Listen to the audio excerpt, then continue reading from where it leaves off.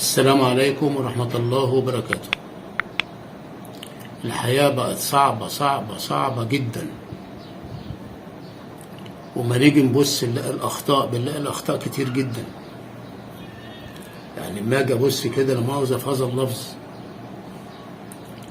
ما نعرفش مين اللي غلطان. الحكومة غلطانة، الشعب اللي غلطان، رجال الأعمال غلطانين، مش عارفين. مجلس النواب غلطانين، مفيش قوانين تسهل على المستثمرين تعمل مشاريع، الله أعلم. طبعا النهارده ما نيجي نبص للحياة اللي احنا فيها، العالم كله دلوقتي ما يعلم بالله ربنا بسبب الحروب، أوكرانيا وروسيا والحتت دي، وكل ما هو حولك ليبيا وسوريا والعراق واليمن وليبيا وبتاع دوت والسودان. طبعا كل ده مهما كان بيأثر عليك، ده مفيش اختلاف فيها. بس احنا كل مشكلتنا اي خبطة تتخبط بره، تتخبط هنا بتأثر على الاقتصاد بتاعنا. ايه المشكلة اللي عندنا؟ اساسا كل خبطة بتأثر علينا ان احنا دولة بتستورد كل شيء من بره، كل شيء بنستورده من بره.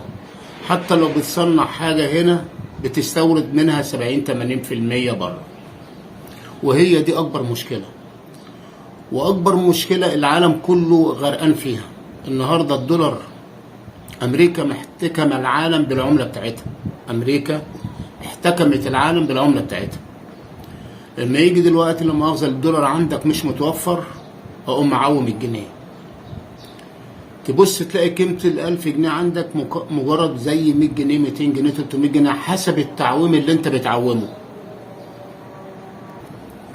طبعا ال1000 جنيه مبقاش ليها قيمة، او بمعنى اصح الجنيه نفسه مبقاش ليه قيمة.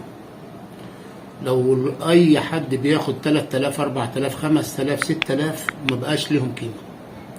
اما اجي ابص كده اجي اكاوم، يعني اضرب مثلا المبلغ ده وافقطه على الدولار، الاقي نفسي مثلا باخد مرتب $100 او 150 او $200.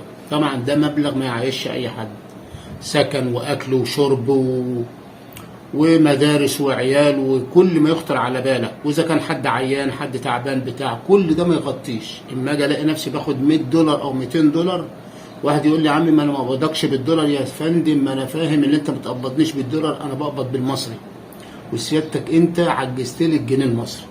مين بقى اللي عجز لي الجنيه المصري؟ حاجتين مفيش غيرهم، حاجتين مفيش غيرهم. لو اتحدوا مع بعض هنبقى افضل دولة. الناس كلها بترمي الحمل على رئيس الجمهورية، الناس كلها بترمي الحمل على رئيس الجمهورية. انا عارف ان انت ممكن تقول لي ما هو ولي امرنا وهو اللي رئيس الجمهورية وهو اللي بيعمل هو اللي بيسوي. رئيس الجمهورية حاطط منظومة اللي هي لا مؤاخذة اللي هم الوزراء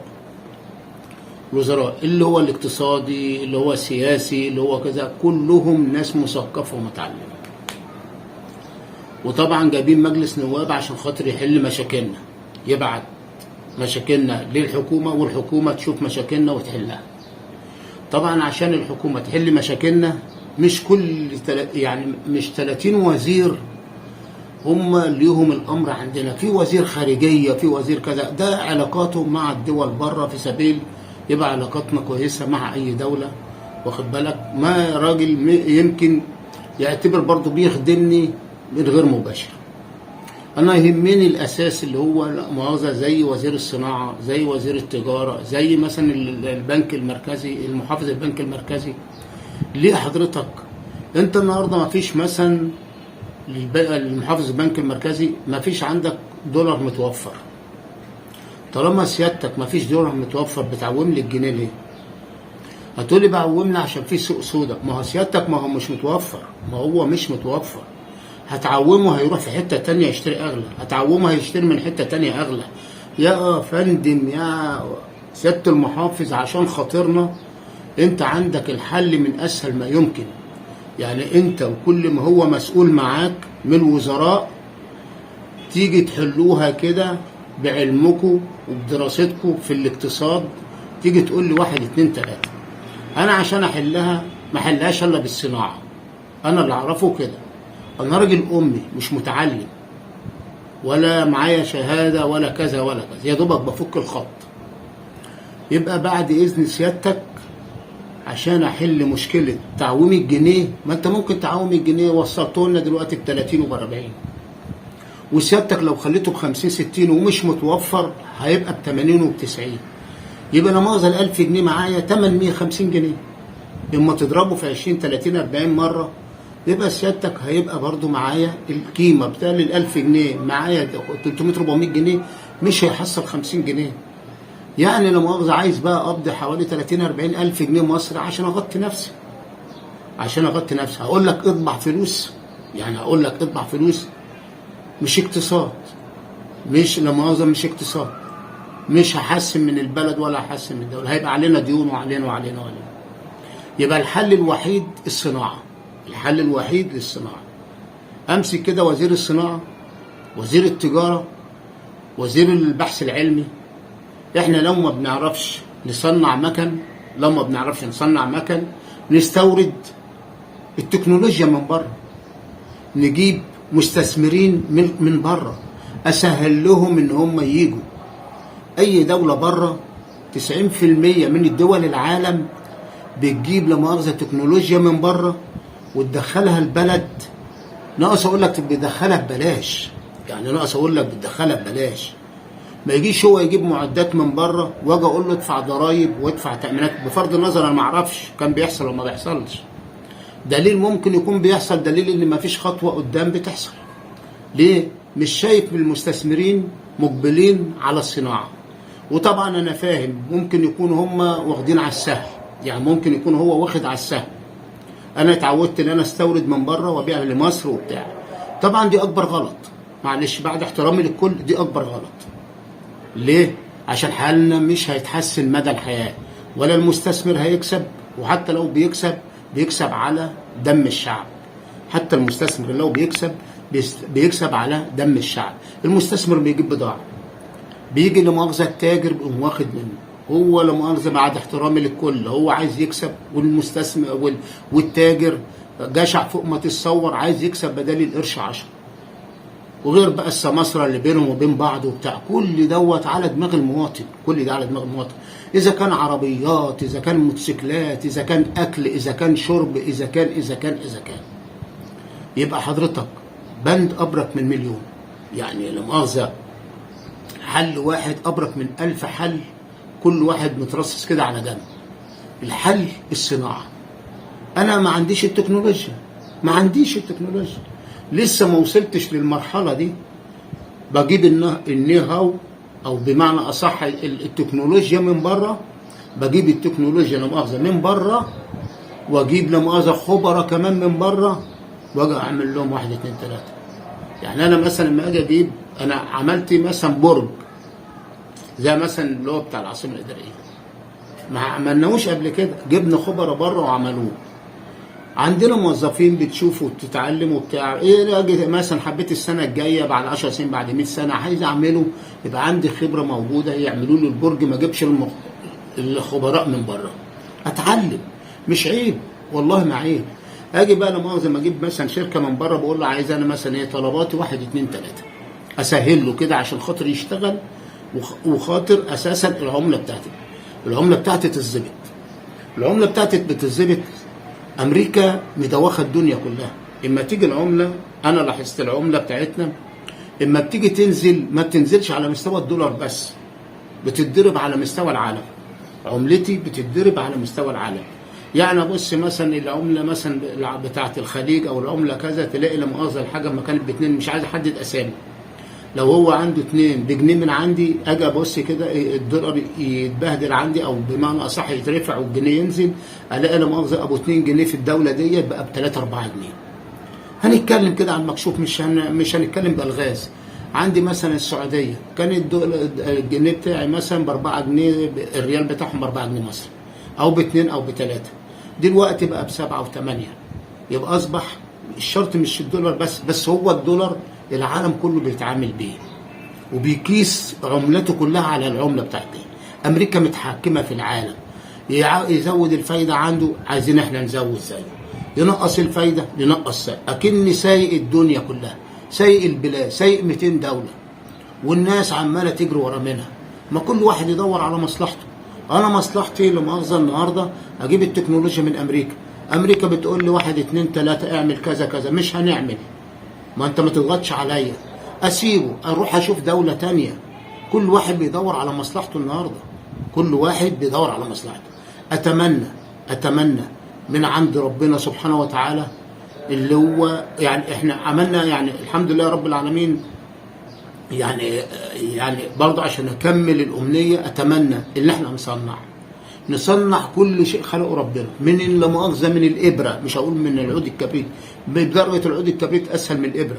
انا ناقص اقول لك نصنع العود الكبريت اللي حته الخشبه اللي ممكن اجيبها واجيب ماده مسقطه كده بقى عود كبريت، غير ما اجيب بقى لا مؤاخذه حديد واجيب لا مؤاخذه تكنولوجيا واخرمه وارفعه وبتاع. لا، ده العود الكبريت اسهل منه. اتمنى نصنع عود الكبريت لغايه الصاروخ، لغايه الصاروخ ان شاء الله. نصنع كل حاجه 90%، 80%، 70% رودها قوي. هلاقي لا مؤاخذه الفلوس اللي جايه من هنا كان قناه السويس، او الناس اللي هي لا مؤاخذه بتسافر بره، او السياحه تغطي مصر ويفيض منها، يتحط لا مؤاخذه في البنك المركزي اساسا عشان الاحتياطي عندي يزيد. طول ما سيادتك الاحتياطي عندك بيزيد، طول ما سيادتك ما فيش تعويم جنيه ولا في لا مؤاخذه سوق سوداء ولا في اي حاجه. دي رساله لمحافظ البنك المركزي، اذا كان بقى محافظ، اذا كان وزير، اقصد بعد احترامي لسيادتك او كل ما هو يمسك البنك المركزي، يبقى حضرتك هي دي اول خطوه.